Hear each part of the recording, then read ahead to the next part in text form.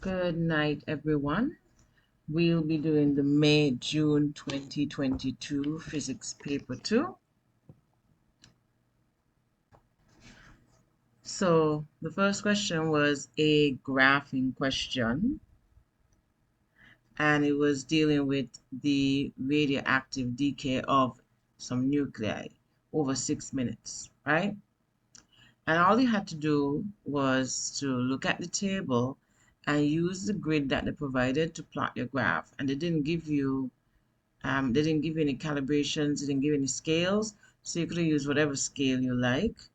And so on the x-axis, I use 2 units to 1, right? And then on the y-axis, I use 1 unit to 5, right? So yeah, it was an easy scale to plot. I mean, the time went from 0 to 6, and because you could calibrate your own graph, you could have made it as you liked, right? And you would have gotten a curve like this.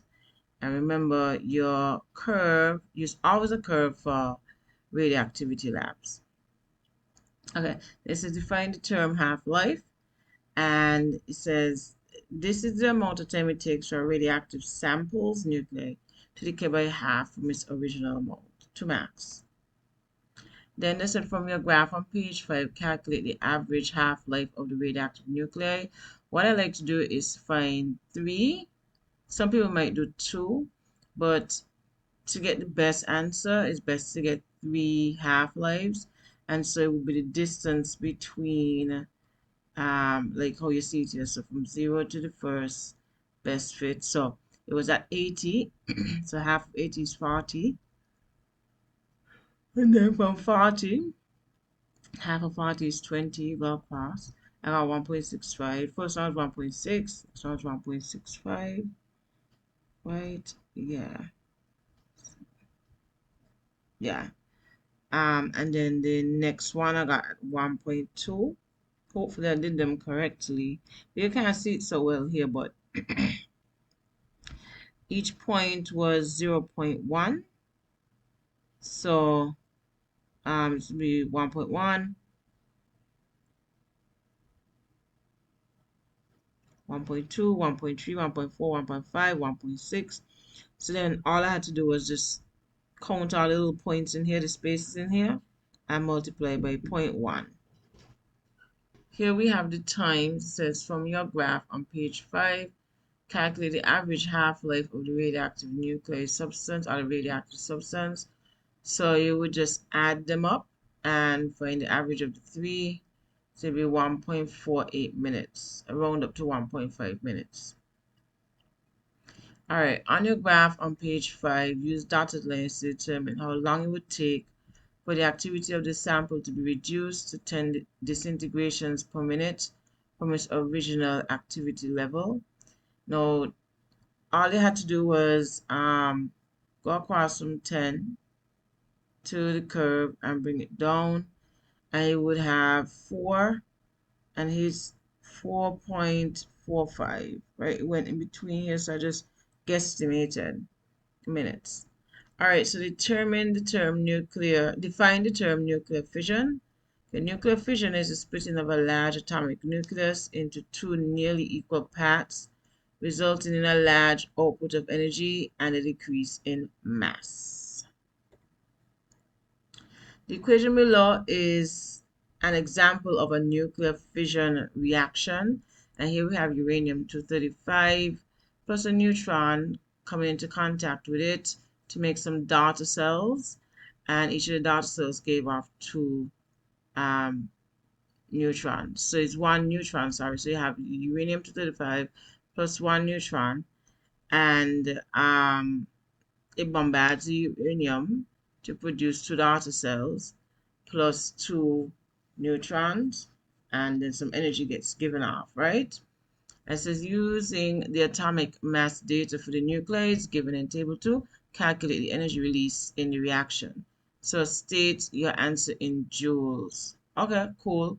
So what I always do, I find the change in mass first, and that'll be the mass before minus the mass after. So that's this half of the equation on the left of the arrow minus the products on the right of the arrow. So the reactants minus the products, and I show the reactants, and then I put in the numbers that are given. I work that out first, and then I convert the difference to kilograms given the unit, the atomic unit. The mass of an atomic unit is 1.66 10 to the negative 27 kilograms. And so I will multiply that, and then I will get 6.3246 10 to the negative 20 kilograms. And then I will work out the change in energy now that I have the delta M, which is this one. So it will be 6.3246 times 10 to the negative 20 kilograms times the speed of light squared. And we have the speed of light up here. And what we get is 5.7 times 10 to the negative 11 joules. Now here it says, for number 2, it says complete table 3 by inserting the missing physical quantities and their derived SI units. So we have m squared, so m squared will be length times width, which is area, and then the density is kilograms per cubic meter. Force, right? If you look here, force is equal to mass times acceleration. So kg is mass, and acceleration is meters per second squared. So that's the force. And velocity is distance over time.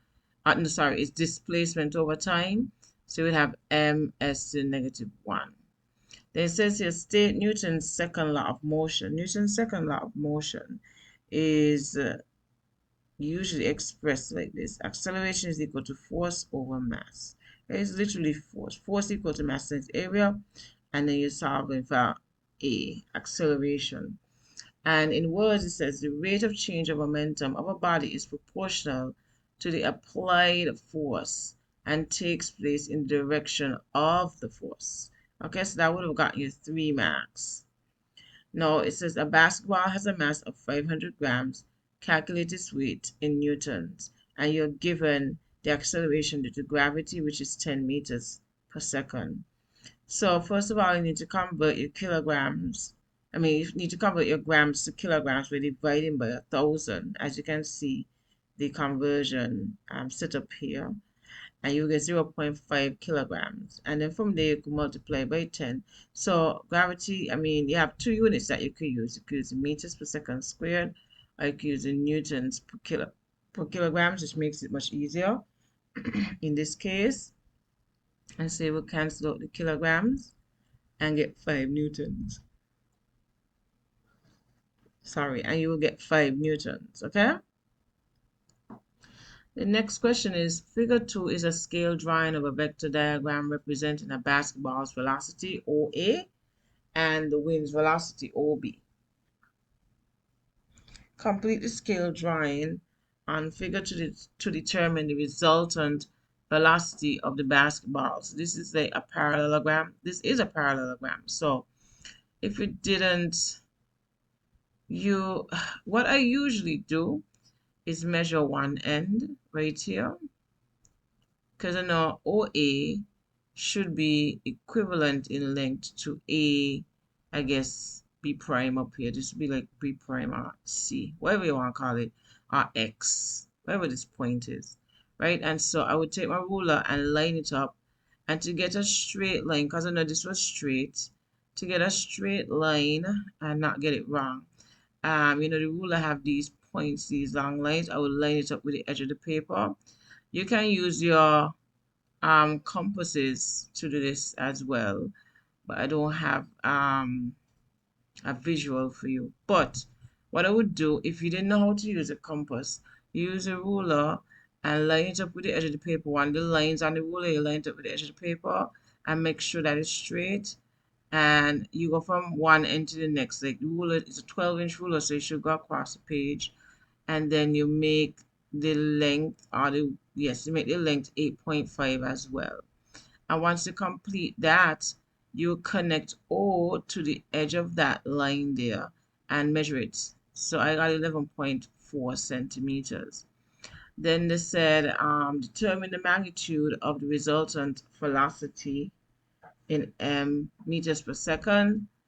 and its direction in degrees from the wind's velocity OB. So from here, I measured it using the protractor and I got 14 degrees. And I just put 11.4 meters per second, magnitude of the velocity. I just took the length right here. They didn't give us the scale, so I just wrote down that. All right, so complete table 4 by inserting the types of thermometers, their use and range. Okay, so it says, okay, this thermometer measures extremely high, rapidly changing temperatures. We don't know. That's a thermocouple going from negative 200 to 1500 degrees. That's a thermocouple. Then this one says from 34 to 43 degrees, measures the human body temperatures, very short scale, so it's clinical thermometer.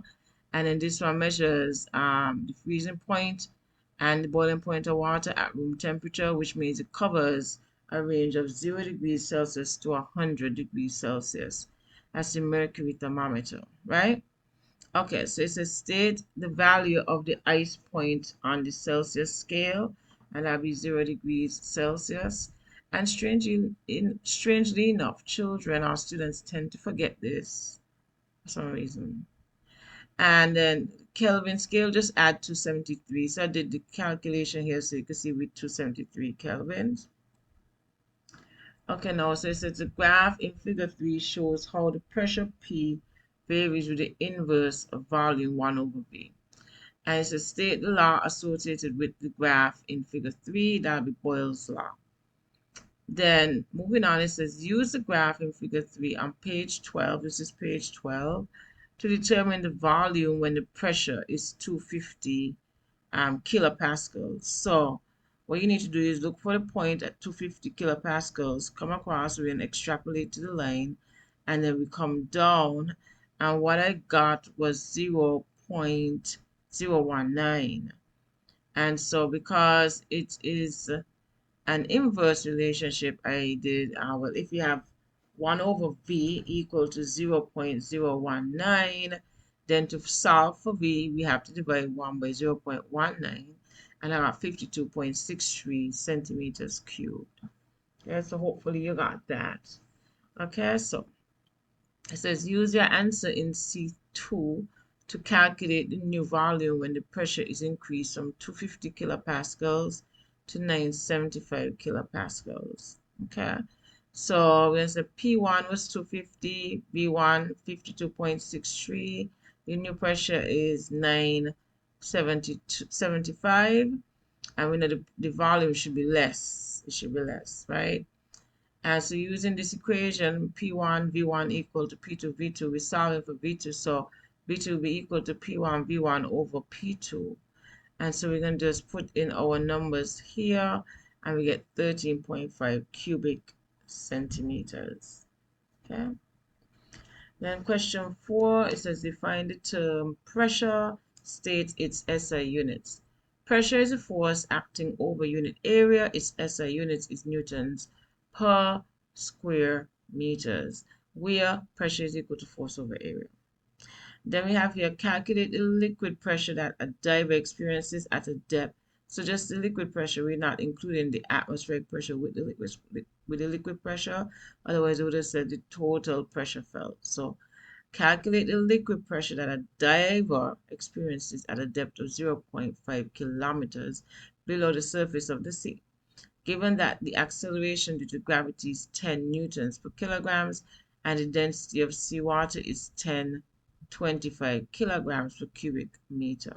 All right, so I listed out my variables as usual, and I converted my kilometers to meters because you need to have units of meters when you're doing pressure in liquids.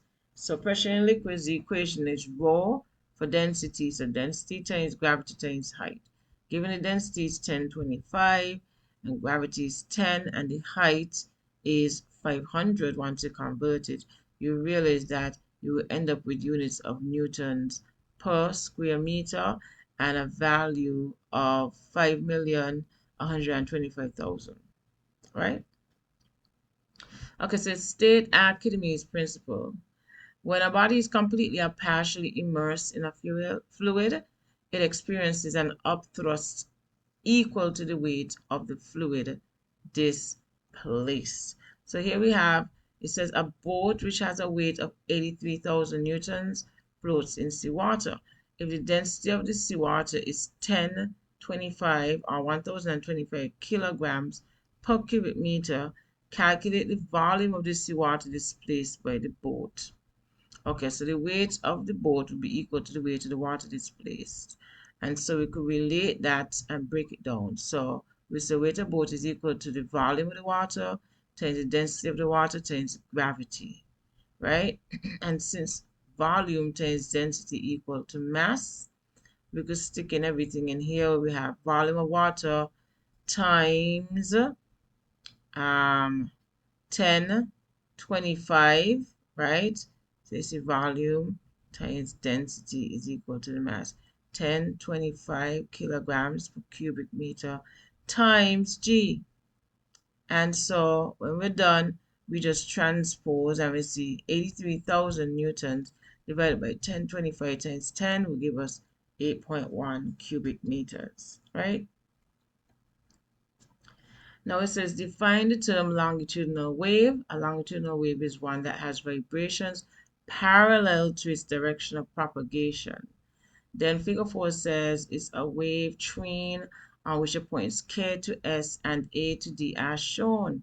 Write two letters whose distance between them on the wave train in figure 4 represents amplitude. So you could have had AL, BN, CP, and DR. And then for the wavelength, now you could have KO, LP, NR, MQ, OS. So either of those would have gotten you your 2 marks. They say state two differences between light waves and sound waves. Light waves do not require matter to travel, while sound waves do. Light waves travel at a speed of 3 times 10 to the 8 meters per second, while sound waves travel at a speed of 330 meters per second. And light waves travel at a slower speed in denser mediums, while sound waves travel faster in denser mediums. Now, an object is placed 15 centimeters in front of a converging lens with a focal length of 10 centimeters. Calculate the image distance V. So they don't give it to you. So it's 1 over F. Once you know the equation, is 1 over F equals to 1 over U plus 1 over V. And we just put in, we substitute the numbers for the letters. So we 1 over 10 centimeters equal to 1 over 15 centimeters plus 1 over V. And then we transpose, we subtract 115 from 110, and we end up with 1 over 30 equal to 1 over V. We find common denominators first, so 1 over 30 equal to 1 over V. And then when we transpose to solve, because remember V is in the denominator, you have to move it into the numerator. You end up with V is equal to 30 centimeters. Okay, because this will be 1 over 30 equal to 1 over V. V goes up, 30 goes across here, and 1 comes down. That's the 30 centimeters. Then it's a determine the magnification of the image formed, and there's an equation for that as well. Magnification is equal to I over O, which is image over object, or the distance of the image over the distance of the object. And so you would just put 30 centimeters divided by 15 centimeters, and you get a magnification of 2. They say state the nature and position of the image formed. So what I did was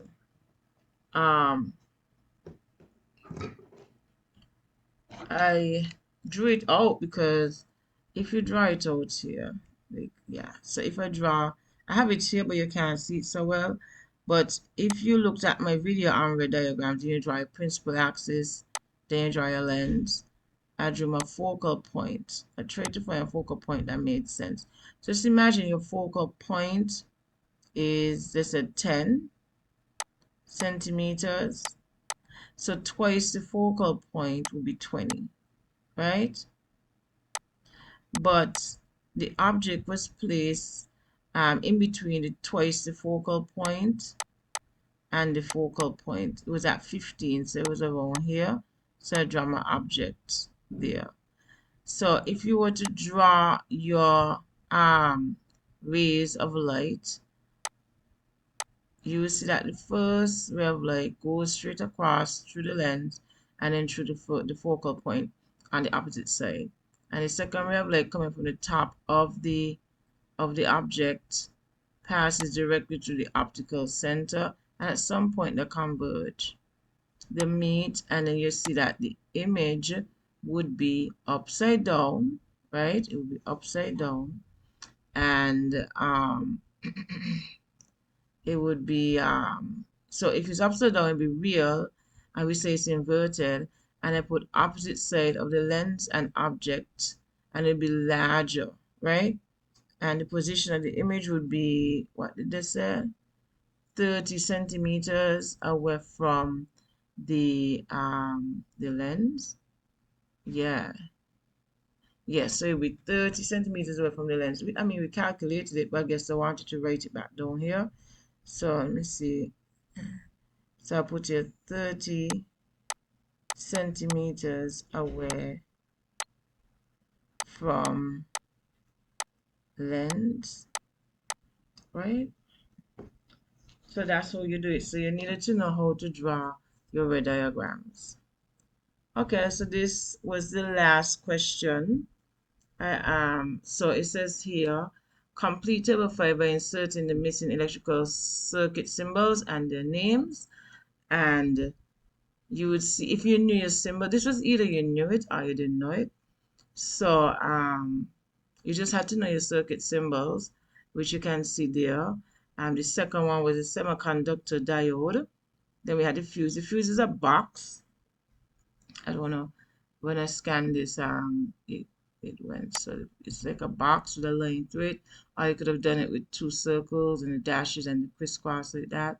Then we have the alternating current supply, which is the curly thing between the power supply.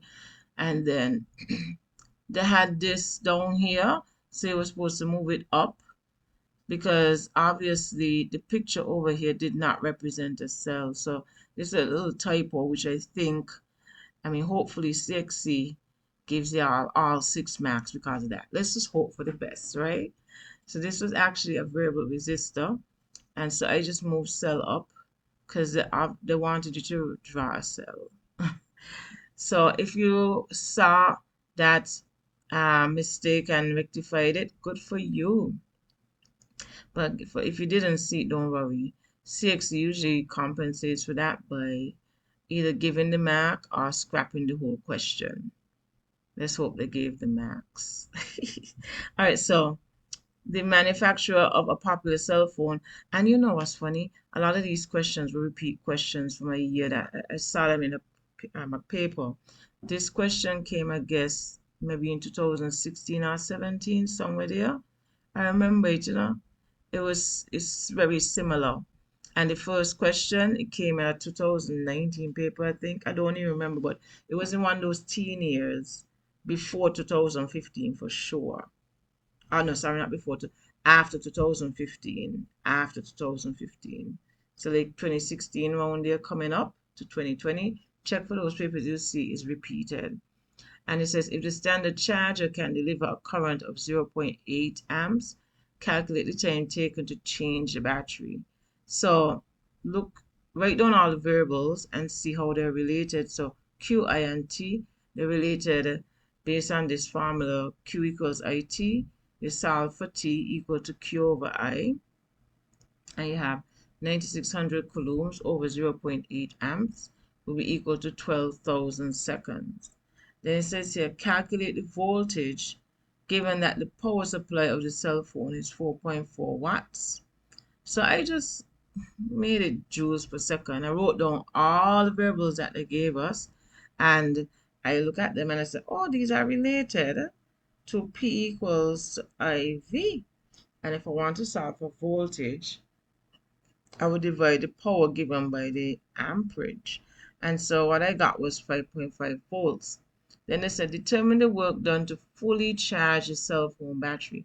So there's a special equation called VEC. I used to say VEC. V equals E over Q. And I wrote down, basically I wrote down all the variables that I had.